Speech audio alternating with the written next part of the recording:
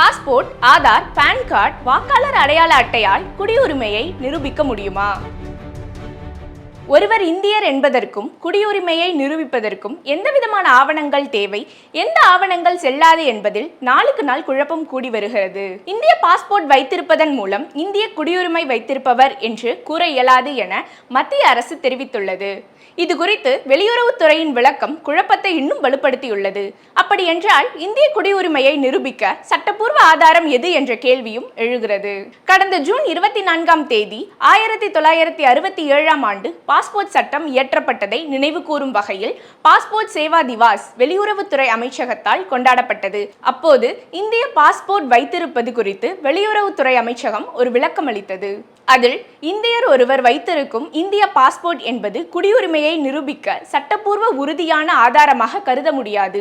ஆனால் சர்வதேச பயணத்தை மேற்கொள்ள அவருக்கு அளிக்கப்பட்ட அதிகாரப்பூர்வ ஆவண அடையாள அட்டை மட்டும்தான் என்று இந்திய வெளியுறவு அமைச்சகம் அளித்துள்ள விளக்கம் பெரிய விவாதத்தையும் குழப்பத்தையும் ஏற்படுத்தியுள்ளது.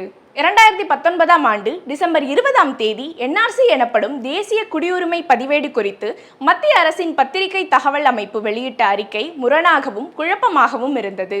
அதில் ஒருவர் இந்திய குடியுரிமையை நிரூபிக்க பிறந்த தேதி, பிறந்த ஊர் குறித்து எந்த ஆவணத்தையும் தாக்கல் செய்யலாம். இருப்பினும் ஏற்றுக்கொள்ளக்கூடிய இத்தகைய ஆவணங்கள் குறித்த முடிவு இன்னும் எடுக்கப்படவில்லை என தெரிவிக்கப்பட்டிருந்தது. இந்திய குடியுரிமையை உறுதியாக நிரூபிக்க எந்த ஆவணம்தான் தேவை எனும் கேள்வி தற்போதைய இந்தியர்கள் மனதில் எழுந்துள்ளது. சரி, குடியுரிமை சட்டம் 1955 அரசியலமைப்பு சட்டம் என்ன சொல்கிறது? இந்திய குடியுரிமை என்பது ஏதேனும் ஒரு குறிப்பிட்ட ஆவணத்தின் மூலமாகவோ அல்லது அந்த ஓர் ஆவணத்தை வைத்து மட்டும் உறுதி செய்வது இல்லை. இந்திய குடியுரிமை சட்டத்தின்படி 1950 ஜனவரி 26ஆம் தேதி அல்லது அதற்கு பின்னரோ மற்றும் 1977ஆம் ஆண்டு ஜூலை 1ஆம் தேதிக்கு முன்னரோ இந்தியாவில் பிறந்தவராக இருந்தால் அவர் பிறப்பால் இந்தியர் ஆவார். 1977ஆம் ஆண்டு ஜூலை மாதத்துக்கு பின் ஒருவர் இந்தியாவில் பிறந்திருந்தார்.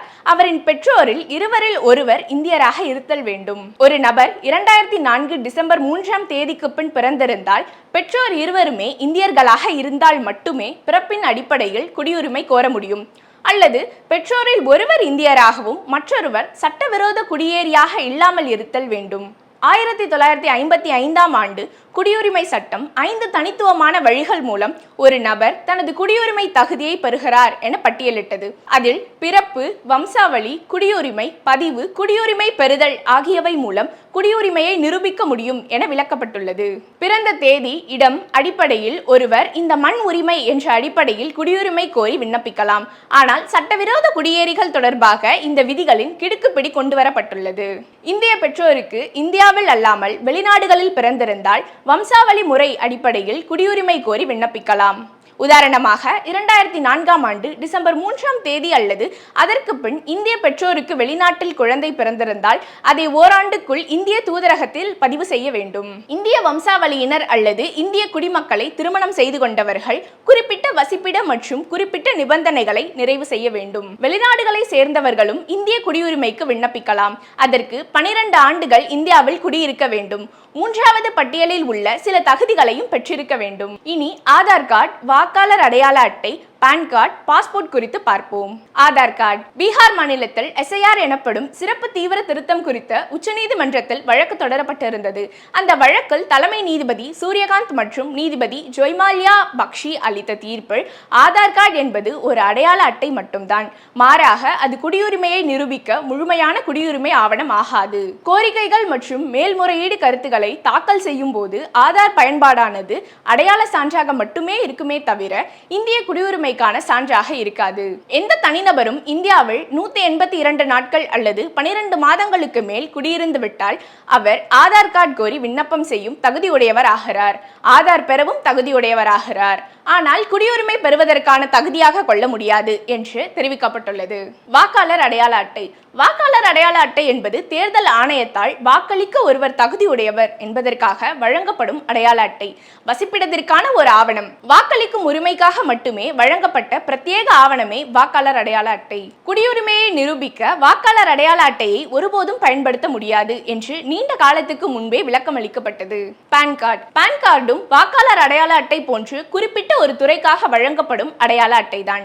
நிதி மற்றும் வரி தொடர்பான ஆவணங்கள் தாக்கல் செய்யவும் வரி செலுத்தவும் வருமான வரித்துறையின் சார்பில் வழங்கப்பட்ட ஓர் ஆவணம். இந்த பான் கார்டு இந்தியாவில் வரி செலுத்தும் வெளிநாட்டினருக்கும் NRI மற்றும் வெளிநாட்டு நிறுவனங்களுக்கும் வழங்கப்படும். வாக்காளர் அடையாள அட்டை, ஆதார் கார்டு, பான் கார்டு ஆகியவை இந்திய குடியுரிமையை நிரூபிக்க தகுதியான சான்றுகள், ஆவணங்கள் இல்லை என பல்வேறு நீதிமன்றங்களால் ஏராளமான தீர்ப்புகள் மூலம் உறுதி செய்துள்ளன.